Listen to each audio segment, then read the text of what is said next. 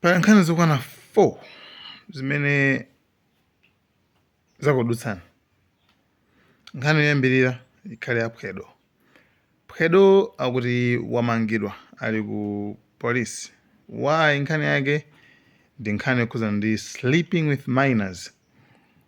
Zaka 15 ndi nkhaniyo yautsa kukayikira kwena kwake kuti kutheka atumira ndi stanti, madziwa mastanti ena mapranki.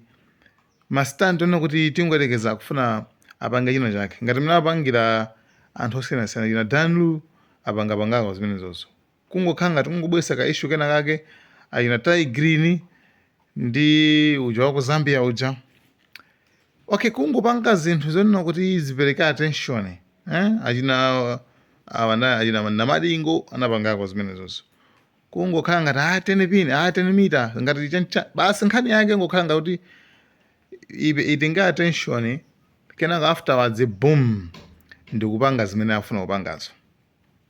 Kumalengeza nakuti atilindiza kuti zakuzati atikufuna kutenga attention ya anthu. Ndi anthu aganiza kuti kutheka yaphedwa iyi ndi stunt. Komano to be honest ikakhala stunt zikhala zolakwika kwambiri. Zikhala zolakwika koopsa. Why am I saying so? Chifukwa kuti nkhani ikhudzana ndi Phedo yayankhulidwa ma main media streams.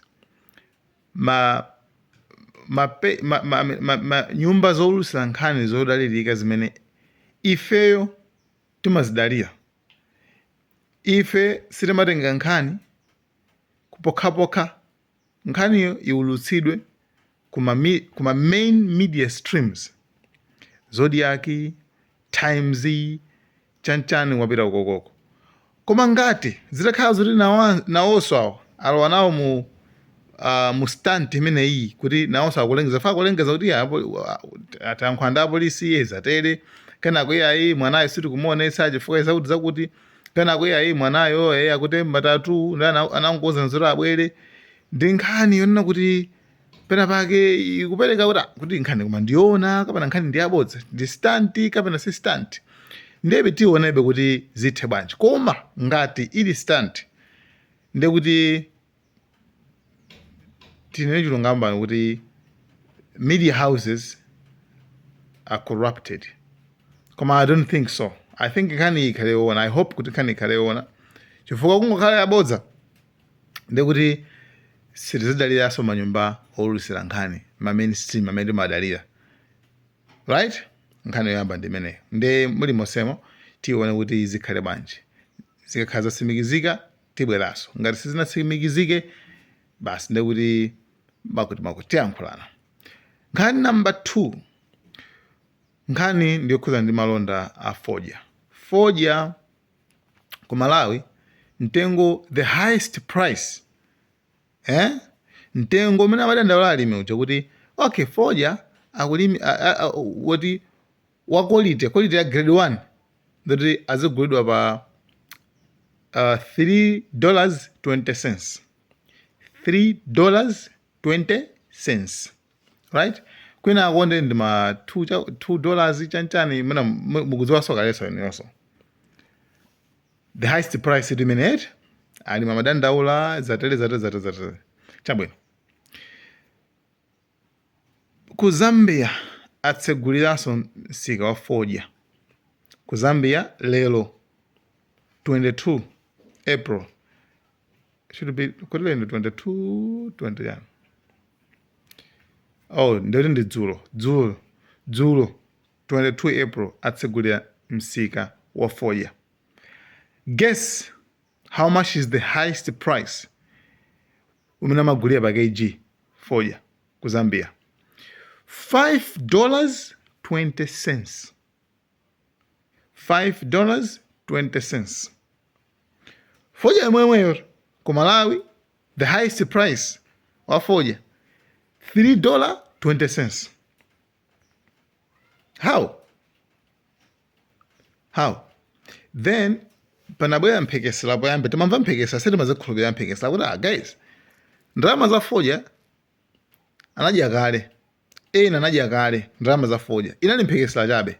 Komano the way you see the differences utha umakhulupirira kuti kumali I think mphekesera zimamveka zija zikhoza kukhala zoonadi. Ndalama za fodya anadya kale. Fodya ina akulima ya ndalama apakuliratu. Anyway guys, koma nkhani ndi imeneyo. Izo tilibe nazo umboni zodya kalezo, koma nkhani ya umboni ndi ili apayi. Taonani chifukwa chani kuti nanga ku Malawi anthu analakwa chani, Amalawi analakwa chani kuti pakana fodya akhale mmene zililimo. Machiro osiyanatu 20 akuti $3.20 ku Malawi. Ku Zambia pompatu anayibatu $5.20. Anyway, muli masema. Tipite ku nkhani number 3. Nkhani number 3 tiuluke tipite kunja. Putin, not Putin. Netanyahu akunena kuti anapanga plan ndi kukapita nayo ku America kukapatsa Trump kuti plan iyi ndi mmene tingaphulitsire malo amene kupangidwango nuclear mu dziko la Iran. Ndi plan iji atayika atapita nayo kwa Trump wanena kuti ineyo the first option sikhala nkhondo, pakufunika diplomatic approach, pakufunika tikambirane ndithu bwinobwino. Fasi ndikufuna kuona imfa, ndikufunanso anthu aku Iran akhale ndi moyo wawo. Right, Trump anankha choncho. Mwina nankomakayikira kuti kumanankhira kuti zimenezo ka video ndi aka. I'm not in a rush to do it because I think that Iran has a chance to have a great country and to live happily without death. And I'd like to see that. That's my first option.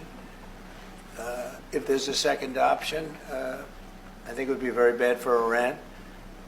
And I think Iran is wanting to talk.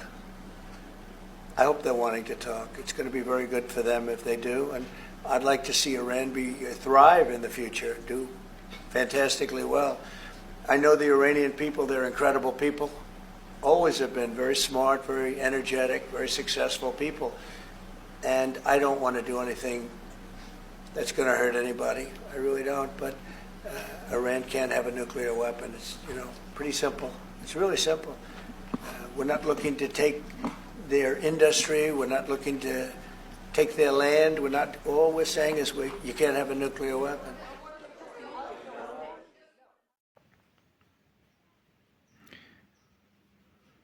Anyway, in Trump. Then, zapeza kuti plan ija since ya cancelled ndi Trump, Netanyahu akukakamirabe kuti iyeyo ayesetsa kumbali yake, iyeyo ndi amene apange zimenezozo. Akuti iyeyo afuna akangophulitsa kumalo kumene kuti zidazo ati Iran singakhale ndi nuclear weapons. Zida za nuclear kuti Iran sakhale nazo iyayi. Koma iyeyo Israel akozokhala nayo, America akozokhala nayo, akuti kuti nuclear ikhale m'manja mwa Iran akuopa kuti ndi chiopsezo pa dziko lonse lapansi. I don't know kuti chiopsezo ndani. I don't know kuti pakati pa Iran ndi Israel chiopsezo ndi ndani. Israel kupanga za wesi kwambiri. Anyway, iyo nkhaniyo ndi mmene ndi walumbira kuti salola kuti Iran ikhale ndi nuclear weapon. Komabe expert wina, koma amene ndi expert wa akuluakulu mu boma kukuku ku America anayankhula mawu kuti iniyo mwachedwa chifukwa Iran itha kuonetsani malo ena apamtunda pamene akhoza kukuwuzani kuti apapa pali zida za zimenezo zachina uranium zambirimbiri zokonzera nuclear weapons. Fa iniyo mutha kukaphulitsa pamene pachapo kapena atha kupanga handover chifukwa anthu iwo akungofuna ma Iranians apange handover. Koma remember kuti ma Iranian aliso ndi underground places, ali ndi malo amene ali pansi pa nthaka. I think so mwaonako so ma videos ndithu pansi penepa pansi penepene pa nthaka mpamene anapanga build zinthu zawo zida chani sipadziwi kuti ndipatipo makamaka, right? Ndatha kuonetsani pena pamene nkhani ili kwina, nkhani imene ndiyokhudzana ndi ya zimene zakuirana.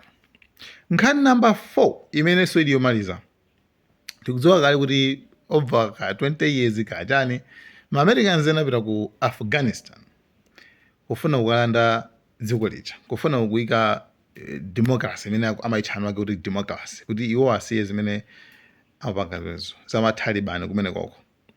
Kwa Afghanistan kumene kuja amenya nkhondo. Ma Afghanistan mpaka anawalephera ndithu.